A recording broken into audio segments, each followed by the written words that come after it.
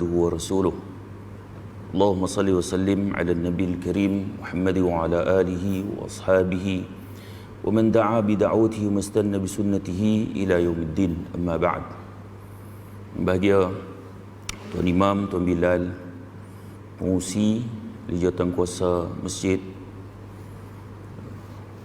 muslimin muslimat, mudah-mudahan kita semua dirahmati oleh Allah Subhanahu wa taala. InsyaAllah pada pagi ini kita akan bincang satu tajuk, jagalah lisanmu.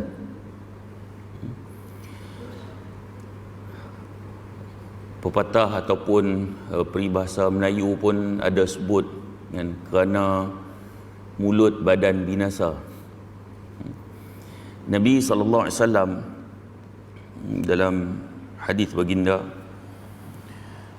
ala ukhbiruka bimalaki dhalika kullih, qultu bala ya Nabi Allah, qal fa akhadha bilisani, qal kuffa alayka hadha, faqultu ya Nabi Allah wa inna lamu'akhadhuna bima natakallamu bihi, faqal thakilatka ummuk ya Mu'adh, وهل يكب الناس في النار على وجوههم أو على مناخرهم إلا حصائد ألسنتهم. Nabi tanya pada sahabat, Nabi kata, mahukah ku beritahukan kepadamu tentang kunci semua perkara itu berlaku? Lalu jawabku, ya wahai Rasulullah. Maka kemudian Nabi memegang lidah. Nabi pegang lidah, Nabi kata, jaga benda ni. Benda ni kena jaga. Lalu dia kata, aku bertanya, wahai Rasulullah, apakah kami akan dipersoalkan kerana apa yang kami katakan? Kemudian Nabi kata, binasalah kamu. Adakah yang menjadikan, apakah yang menjadikan orang yang telungkup mukanya di dalam neraka selain ucapan lisan mereka? Hadis riwayat Tirmizi, hasan sahih. Hadis ni Nabi suruh jaga lidah. So sahabat tanya, dengan lidah ni akan dipersoal ke? Boleh masuk neraka ke sebab lidah ni? Nabi tanya pula, Nabi kata, tidakkah lidah ini nanti, ataupun Nabi kata seseorang tu akan telungkup mukanya dalam neraka, adakah yang lain selain daripada lidah? Nak cerita besarnya tentang lidah ni yang boleh menyebabkan seseorang tu masuk dalam neraka.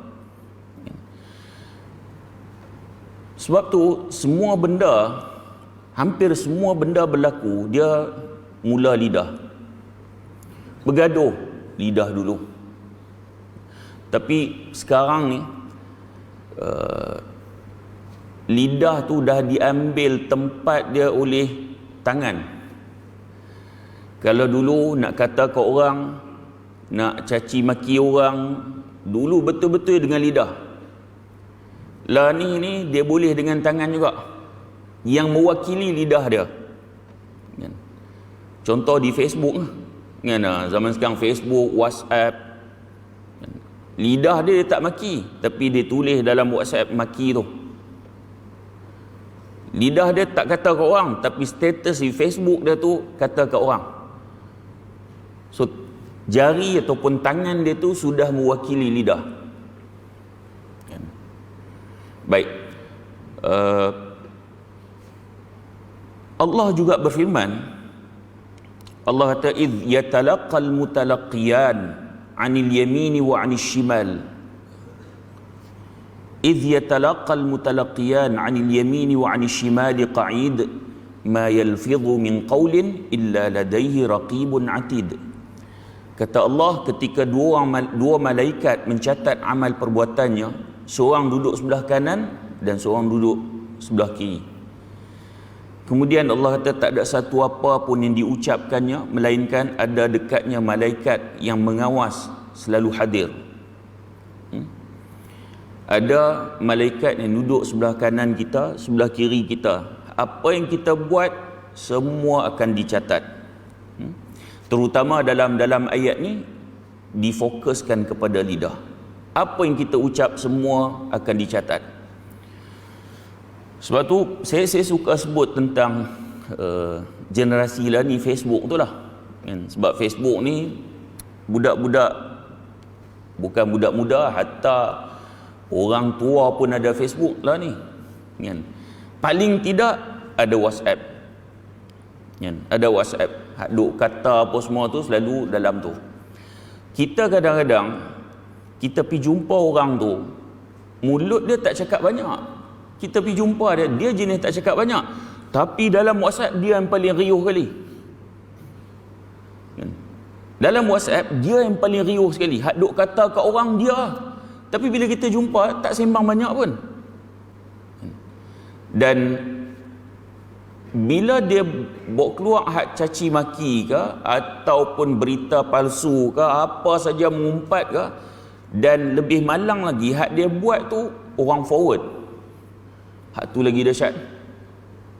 Hak tu lagi dahsyat. Hak zaman sekarang punya pahala boleh menjadi saham yang besar dan boleh menjadi dosa yang besar. Asalnya sikit je. Bila orang forward, hak dia mula. So dosa dia akan bertambah lagi.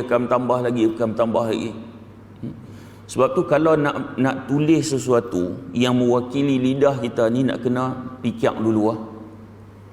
Kan? Takut nanti bila orang forward, dia akan jadi dosa. Kadang-kadang kita dah tak tahu dah siapa hak mula bagi berita ni.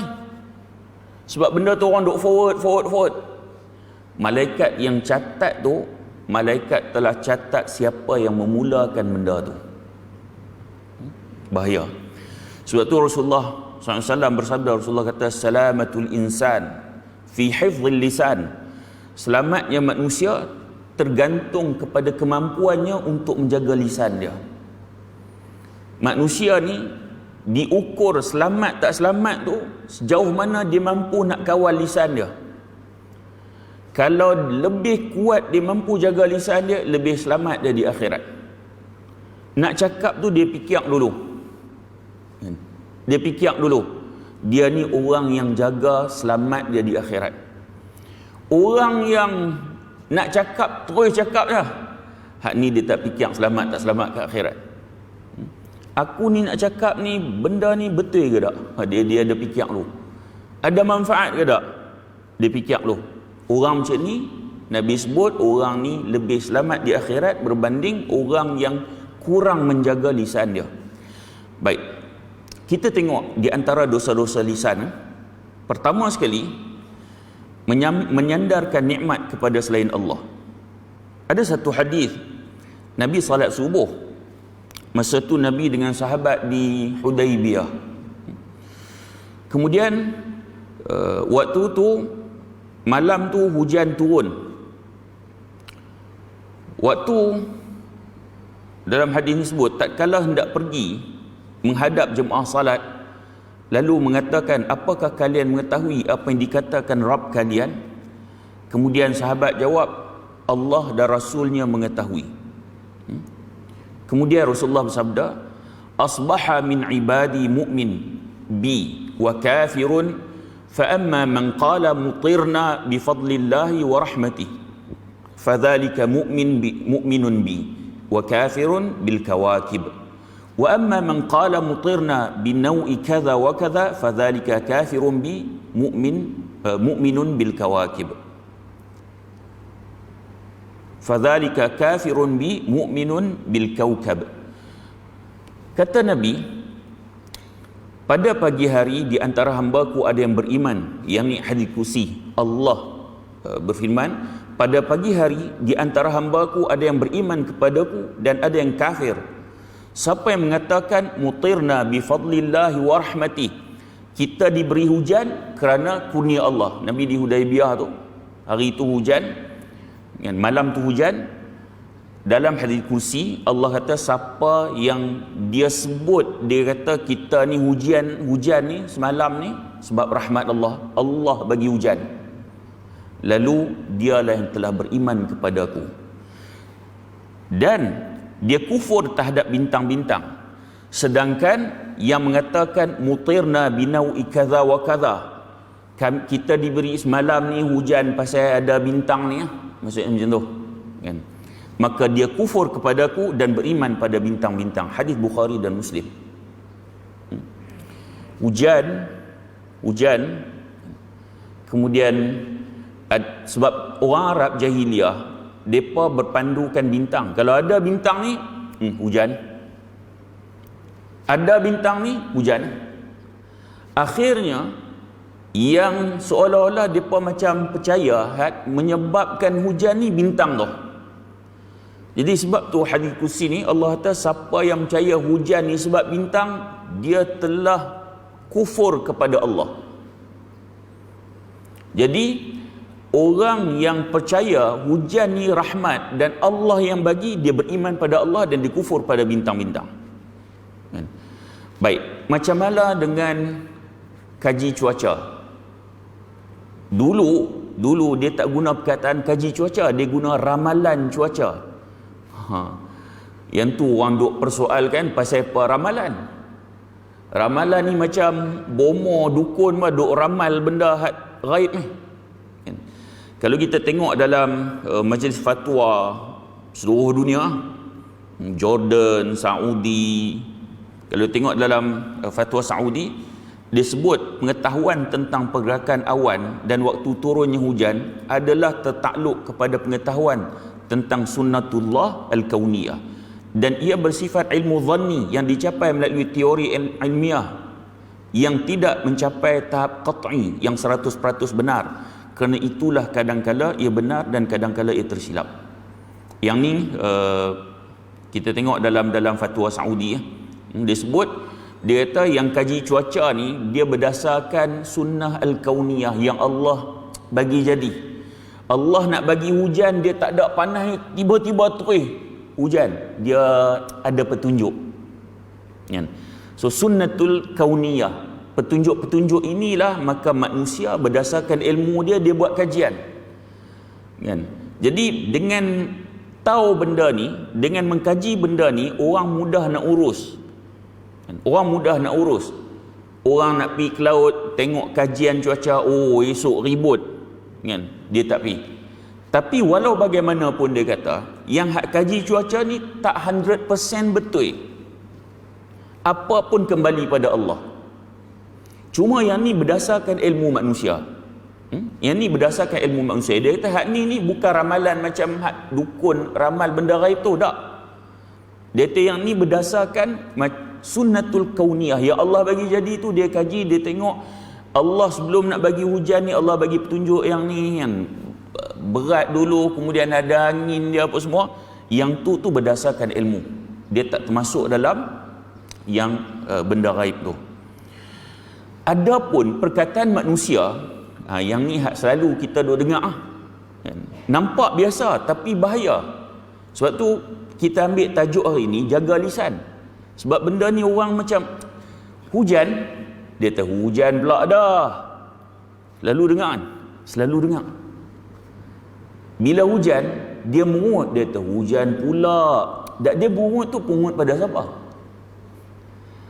Bila kita mengaji, hak hujan ni dengan rahmat Allah, Allah yang bagi. Bila orang mungut, bila hujan dia tahu hujan pula. Dia mungut pada siapa? Allah. Tu bahaya lidah. Kan? Bahaya lidah. Nampak, dengar macam biasa. Tak, tapi dia tak biasa. Dia mungut tu pada Allah sebab Allah yang menurunkan hujan. Baik. Kemudian begitu juga dosa lisan yang seterusnya, mencela makhluk yang tak mampu nak buat apa-apa. Dalam hadis kursi Rasulullah SAW bersabda, qala Allah Azza wa Jal, yu'dhini ibnu Adam yasubbu ad-dahra wa ana ad-dahru uqallibu al-laila wan-nahar. Allah Azza wa Jal berfirman, aku disakiti oleh anak Adam, mereka mencela waktu, padahal akulah yakni pengatur waktu. Akulah yang membolak-balikkan malam dan siang. Hadis riwayat Muslim. Yang ni hadis kursi, Allah kata anak Adam telah menyakitiku. Macam mana? Sebab mereka mencela waktu. Sedangkan waktu tu dalam hadis qudsi, aku adalah waktu. Apa maksudnya? Allah yang mengaturkan waktu siang dan malam. Macam kita cakap tadi, bila hujan, orang merungut hujan, orang sebenarnya merungut kepada Allah. Kalau orang mencela masa, orang sebenarnya mencela pada siapa? Pengatur masa, iaitu Allah. Baik. Hukum mencela masa ni dia ada 3. Pertama sekali, kategori pertama, jika niat dia tu, dia bukan nak mencela masa, dia cuma dia bagi tahu, dia khabarkan, dia tak mencela masa. Benda ni boleh. Contoh dia kata, cuaca hari ni panas sampai letih orang ni, panas sungguh. Dan dia tak mencela masa, dia bagi tahu kata panas kira letih. Ataupun sejuk, dia tahu hari ni cuaca sejuk sangat, sejuk sungguh. Dan dia tak mencela dia cuma mengkhabarkan. Dia cuma mengkhabarkan. Dia tak mencela masa tu. Dia kata hari ni sejuk sungguh tak? Dia tak mencela masa. Cuma dia bagi tahu hari ni sejuk, hari ni panas. Hak tu boleh. Berdasarkan kalau tengok dalam Al-Quran surah Hud, Nabi Lut kata apa? Hadza yaumun asib. Hari ni, keadaan hari ni sulit sungguh. Dia bukan cela masa hari ni, keadaan hari ni, hari itu masa. Keadaan hari ni, sulit sungguh. Dia tak mencela masa, dia bagi tahu, dia khabarkan bahawa hari ni keadaan dia sulit.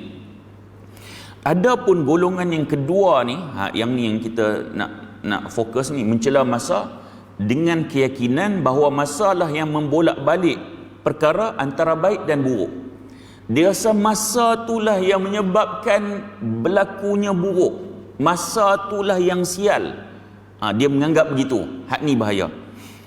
Perbuatan ni dia boleh bawa kepada syirik. Boleh bawa kepada syirik. Ibnu Katsir dia kata, dulu orang Arab zaman jahiliah bila berlaku musibah, dia kata, wahai waktu yang sial. Dia letak pada masa. Dia letak pada masa. Masa itulah yang sial tu. Baik. Kita zaman dulu dia ada macam bulan sial. Kan tu yang tolak bala tu. Bulan apa? Safar. Safar. Mandi tolak bala, kira bulan tu kahwin tak bagus apa semua kan, sebab bulan bala ke bulan tu Safar. Dulu masyarakat kita buat benda tu kan, mandi tolak bala tu buat. Dulu orang tak berani nak menentang mandi tolak bala ni. Pasal apa? Pasal tekong dia ustaz dengan tok imam. Tekong tu. Dulu. Benda ni bahaya, dia boleh bawa pada syirik. Kerana percaya masa tu, masa bulan tu kira sial lah. Kan? Bahaya. Boleh bawa kepada syirik. Kan? Kita dah kira tapih lah tu. Kita bukan kata syirik tu, boleh bawa kepada syirik. Adapun orang-orang yang dulu, habis tu had dulu masuk neraka. Kita tak kata masuk neraka. Kan? Boleh jadi ilmu tu tak sampai pada mereka. Ilmu tu tak sampai pada mereka.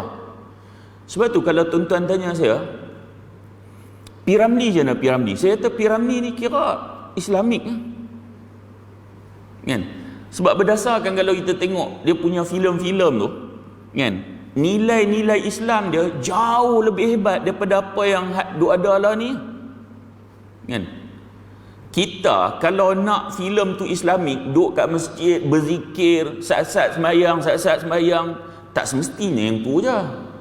Nilai-nilai baik, buat baik pada ibu bapa, kemudian sedekah, kemudian tak ada kasta penarik beca apa semua tu kan. Itu nilai Islam lah tu. Tak ada kasta dalam Islam. Nilai Islam lah tu.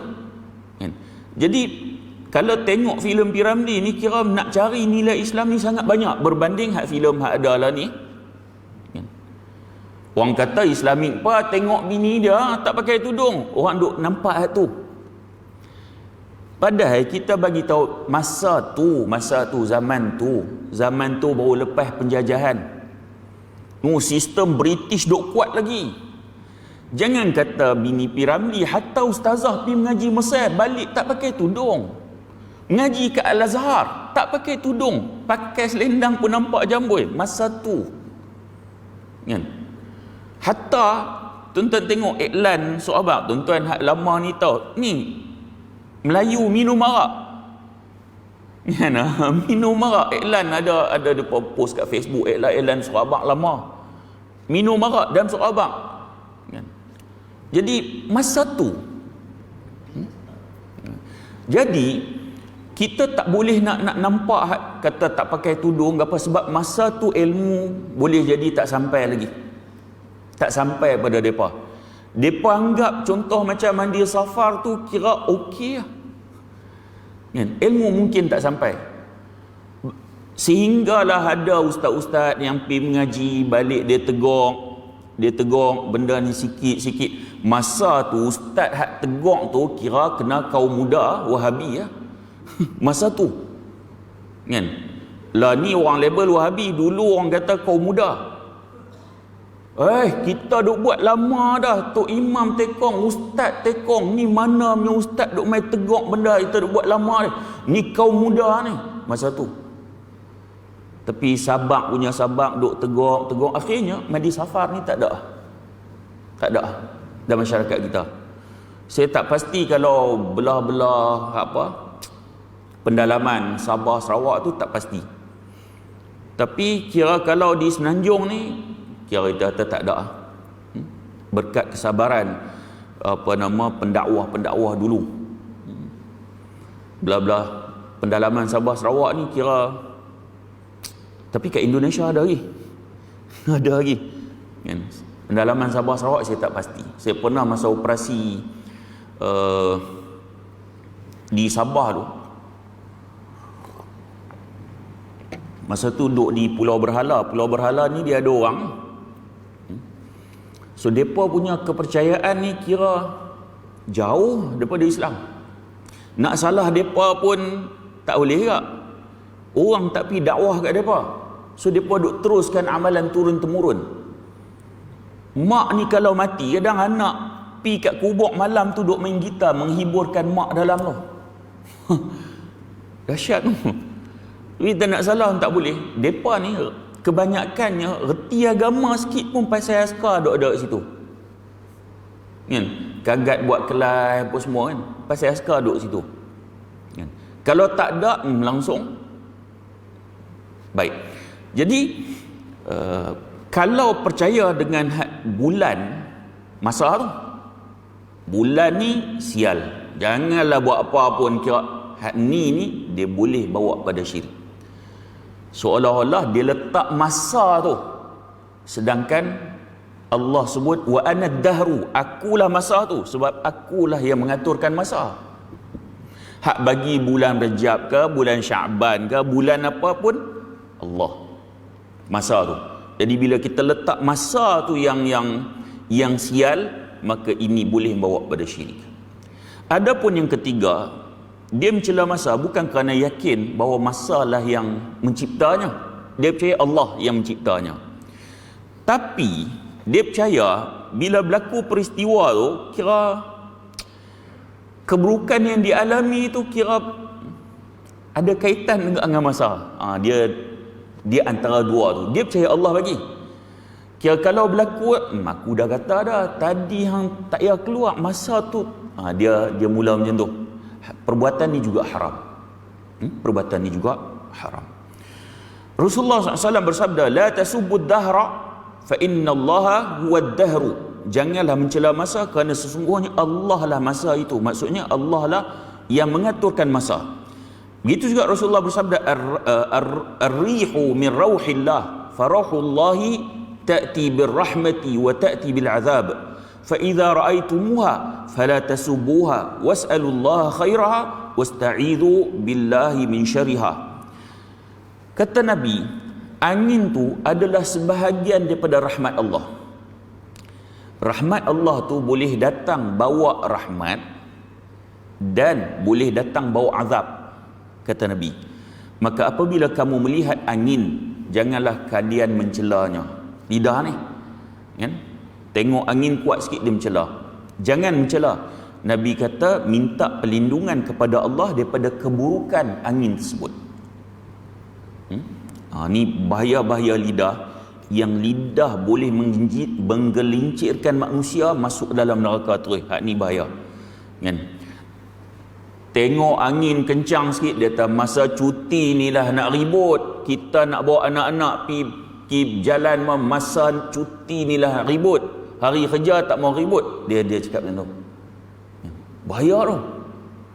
Dengar macam biasa. Tak, perkataan ni kita sebut ni, dia menjadi macam biasa dalam masyarakat. Masa ni lah nak ribut. Kita dengar tu macam biasa, tapi perkataan itu, lidah yang mengucapkan itu boleh menggelincirkan dia masuk dalam neraka. Bahaya. Sebab yang bagi angin ni siapa? Allah. Akhirnya dia bawa kepada Allah juga. Hak dia hina tu, hina Allah. Yang dia cela Allah. Baik. Sebab tu kalau kita tengok angin kencang, ada dalam hadis riwayat Imam Muslim, Nabi ajak doa, Allahumma inni as'aluka khairaha wa khaira ma fiha wa khaira ma ursilat bihi wa a'udzu bika min syarriha wa syarri ma fiha wa syarri ma ursilat bihi. Artinya, ya Allah, sesungguhnya aku minta kepadamu kebaikannya dan kebaikan yang terkandung di dalamnya dan kebaikan tujuan dikirimkannya angin tersebut, dan aku berlindung kepadamu dari keburukannya dan keburukan terkandung di dalamnya dan keburukan tujuan dikirimkannya angin tersebut. Hadis riwayat Imam Muslim. Kalau tak erti dalam bahasa Arab pun, bahasa Melayu, tengok angin kuat sikit, ya Allah, lindungilah aku daripada keburukan angin ni, dan berilah kepadaku kebaikan yang ada pada angin ni. Paling tidak pun dalam bahasa Melayu, kalau kita tak hafal doa Nabi ajak ni, tapi kita tahu bila tengok angin, minta kebaikan yang ada dalam angin tersebut, dan minta pada Allah dijauhkan keburukan yang ada dalam angin tersebut. Minta macam tu, tak susah pun kan? Tapi mulut kita ni, lidah kita ni, bila tengok angin mula nak macam-macam kan, mulut tu. Baik. Kemudian begitu juga Rasulullah SAW pernah bersabda, la tasubbud dika fa innahu yuqidhu lis-salah. Jangan kamu mencela, mencaci ayam jantan kerana dia membangunkan kamu untuk salat. Hadis Abu Daud dan Ahmad. Ayam berkokok tu, kita terhingap padahal dia berkokok tu, kata Nabi, dia menggerakkan orang untuk salat. Sebab tu bunyi macam biasa, tapi sebenarnya lidah tu tahan, kerana lidah itu boleh membinasakan. Kadang kita boleh rugi sebab lidah kita. Benda kita boleh dapat pahala, benda kita boleh dapat ampunan dosa, dengan sebab lidah kita rugi. Sebab tu dalam hadis Nabi, Rasulullah pernah masuk, Rasulullah jumpa Ummu Saib. Lalu baginda bersabda, kenapa dengan wahai Ummu Saib? Kemudian Ummu Saib ni dia macam dia menggigil kan, mengetak ni. Kemudian dia jawab, demam, moga Allah tidak memberkahinya. Dia kata, aku demam, moga Allah tak memberkatinya, tak memberkati demam tu lah kan. Lalu apa Nabi kata? La tasubbil huma fa innaha tudhhibu khataya bani Adam kama yudhhibul kiru khabathal hadid. Nabi kata, jangan engkau mencela demam. Sebab dia Nabi tanya dia, pasal apa keadaan macam ni, duk mengetak ni, dia kata demam, moga-moga Allah tak berkati demam ni. Nabi kata, jangan duk cela demam tu, sebab demam tu menghapuskan dosa-dosa. Kita ni kadang kita kecewa bila dapat satu penyakit, sedangkan penyakit itulah yang dapat menghapuskan dosa. Dan orang, pasal apalah kena kat aku benda ni, dia macam tu, mulut tu. Akhirnya dia tak redha dengan penyakit kena pada dia tu. Dia tak redha pada siapa? Allah. Mulut hak dia ucap tu, mulut tu boleh menggelincirkan dia ke dalam neraka. Bahaya tu. Pasal apa kena ke aku?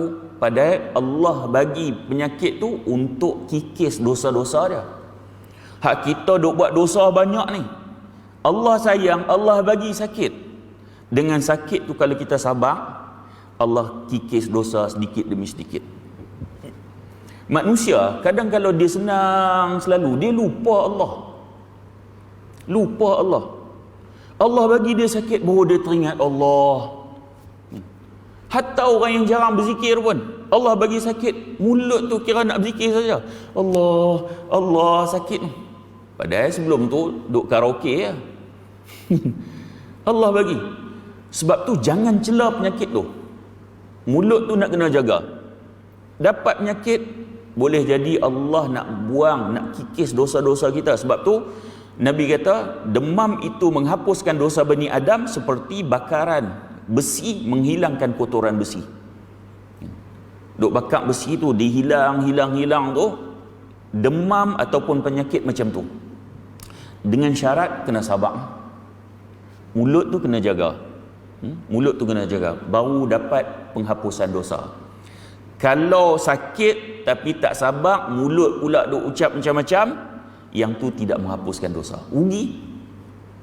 Allah bagi sakit tu, bagi peluang nak hapus dosa. Mulut kita tak jaga, tak jadi penghapus dosa. Rugi.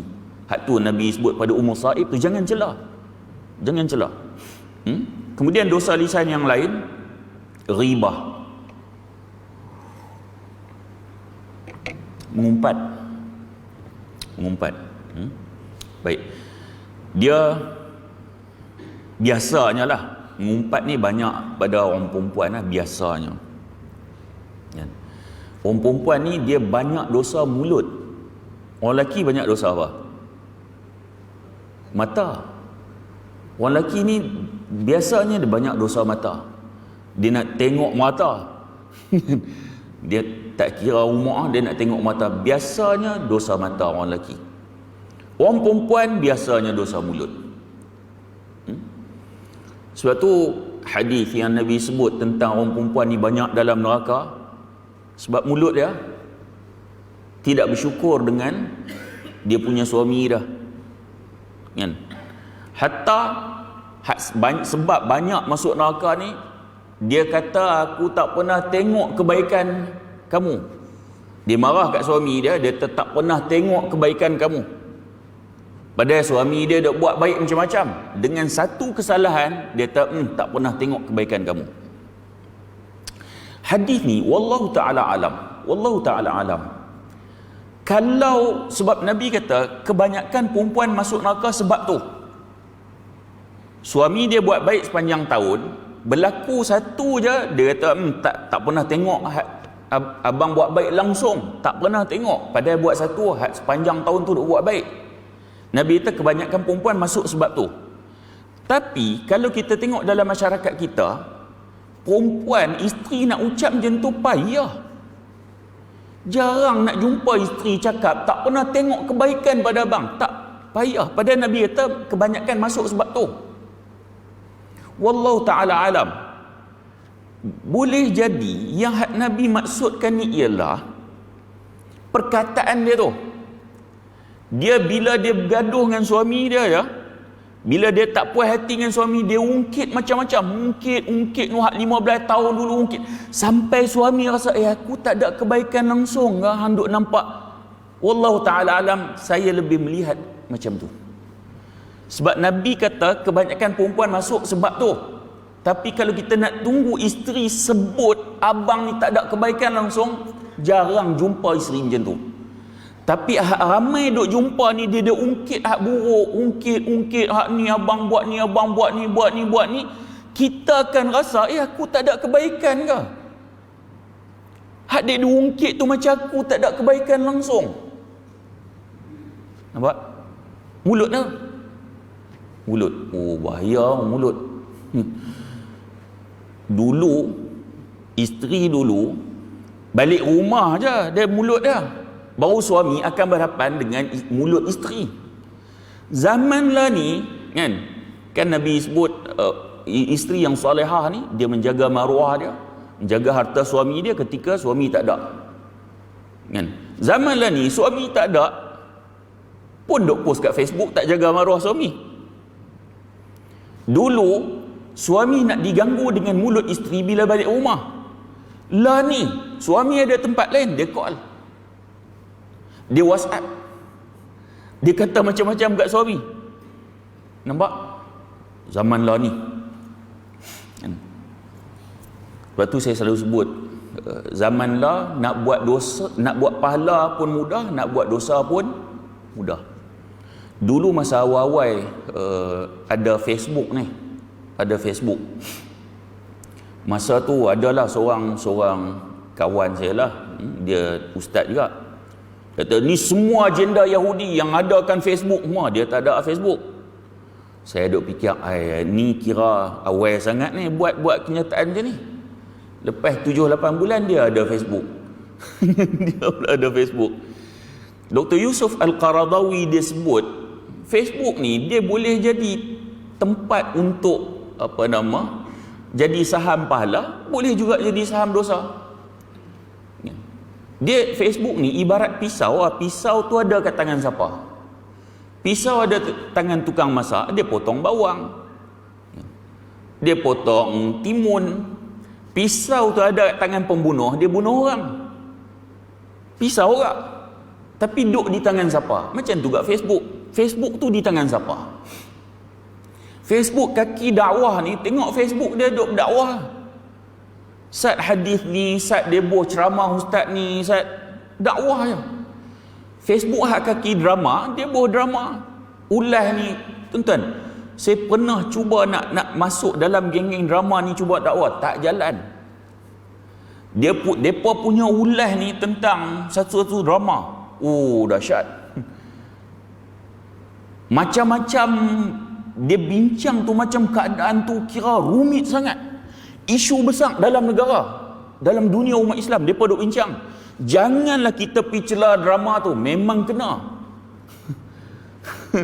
Pernah kita try sekali lah nak tengok macam mana. Ramai hak duk boboh ni perempuan.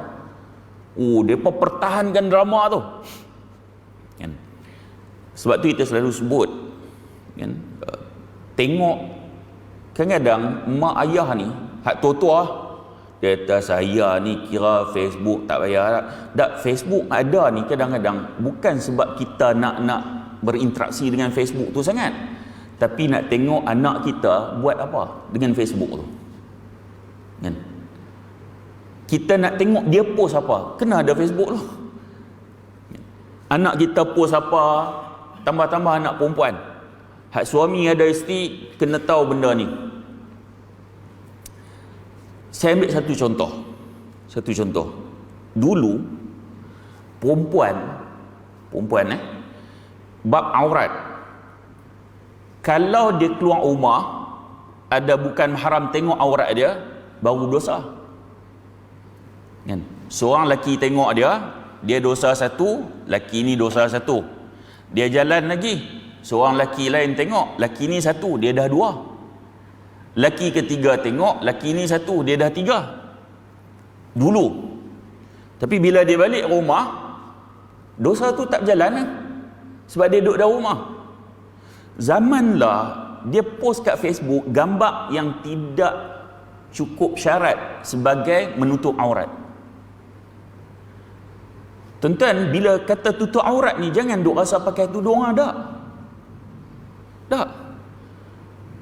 Kalau tuan-tuan tengok pakaian di Malaysia ni, majoriti yang bertudung tidak menutup aurat. Setuju tak? Majoriti yang bertudung tidak cukup syarat nak kata tutup aurat. Dengan ketat seluarnya, dengan macam-macam. Jadi kadang-kadang kita rasa anak kita hak post tu, tak apa, dia post pakai tudung. Tak.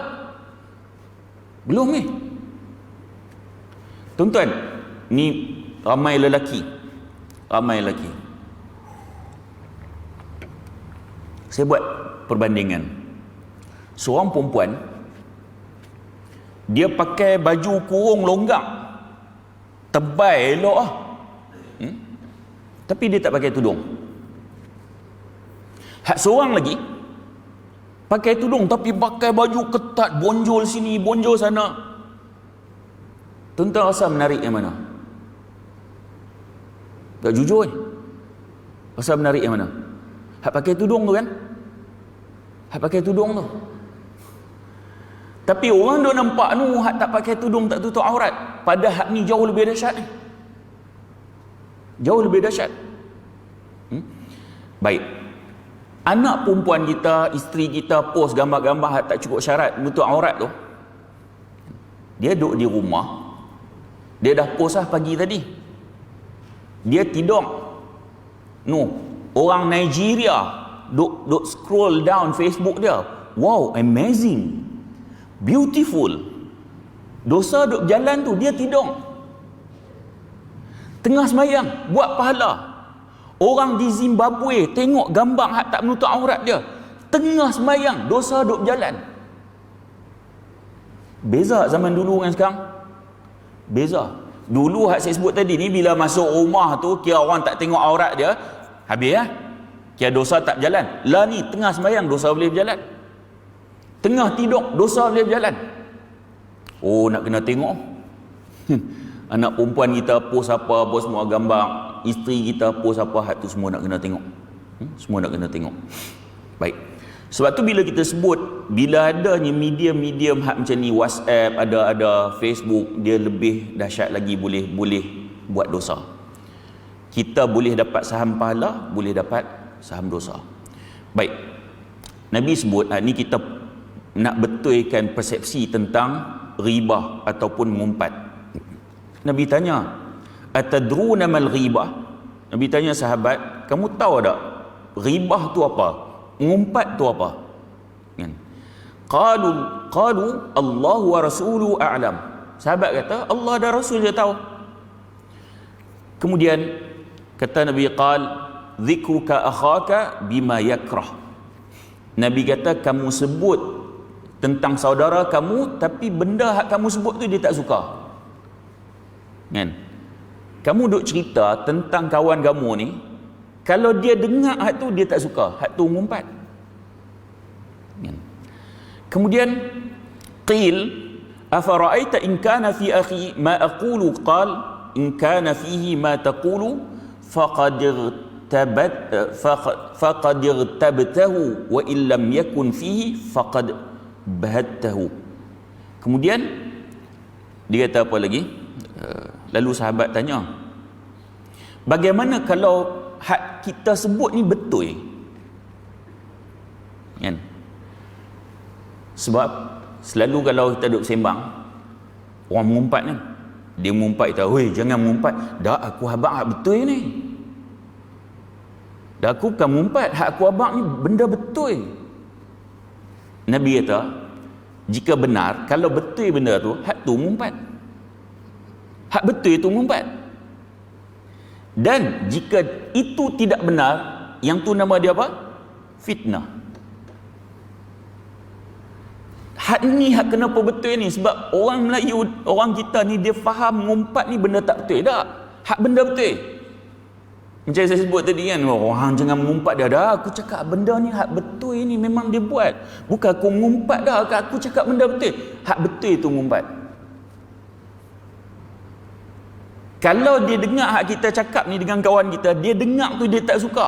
Hak dia tak, bila dia tak suka, hak tu ngumpat. Kita tahu kita cakap ni dia tak suka. Kita duk cakap tak ngumpat. Tapi kalau kita pergi ke fasa satu lagi, kita reka cerita pula, hak benda tu tak betul, hak tu nama dia fitnah. Jadi benda mengumpat ni benda hak betul tentang dia. Tapi bila dia dengar, dia tak suka, hak tu ngumpat. Baik. Ngumpat juga boleh dengan isyarat jari. Dalam hadis ni isyarat jari ya. Tapi apa-apa saja isyarat mata ke, boleh jadi ngumpat. Aisyah berkata, aku berkata pada Nabi, cukup sudah engkau bercerita tentang Safiyah seperti ini dan itu. Ia wanita yang Aisyah dia buat isyarat kira macam dengan jari pendek. Ni kira Nabi ada isteri lebih pada seorang. Boleh jadi ada kecemburuan, biasalah tu. Biasalah. Cuma saya nak sebut pada tuan-tuan, bila tengok dalam rumah tangga Nabi, Nabi pun ada krisis rumah tangga. Kan? Ada qissatul if umpamanya. Oh, krisis. Nabi pernah menceraikan Hafsah, kemudian rujuk balik. Kan? Kita kalau ada krisis tu biasa. Rumah tangga siapa tak ada masalah langsung. Biasa tu. Cuma macam mana nak selesaikan? Baik. Jadi kita kalau nak tengok dalam rumah tangga Nabi, jangan ambil hak sikit-sikit hak krisis tu. Kerana dalam hadis Nabi banyak benda-benda baik. Para isteri Nabi boleh bersembang, boleh berbincang sama, hak tu tak ambil. Bini ni nak baling pinggan, dia bagi hujah. Aisyah pun pernah tepih pinggan hak Nabi pegang ambil pada madu. Apa tak boleh baling pinggan? Dia ambil hujah tu, dia nak baling pinggan. Oh, tak kena macam tu. Berapa kali Aisyah tepih pinggan? Hadis sekali je. Hak banyak dia dok buat. Kenapa tak ambil yang tu? Manusia, walaupun dia isteri Nabi, dia manusia. Ada emosi, ada marah, sikit-sikit tu biasalah. Tapi hak sikit tu kita jadikan hujah, hak tu tak kena. Hak ni hak kita duk tengok ni, hak tu tak kena.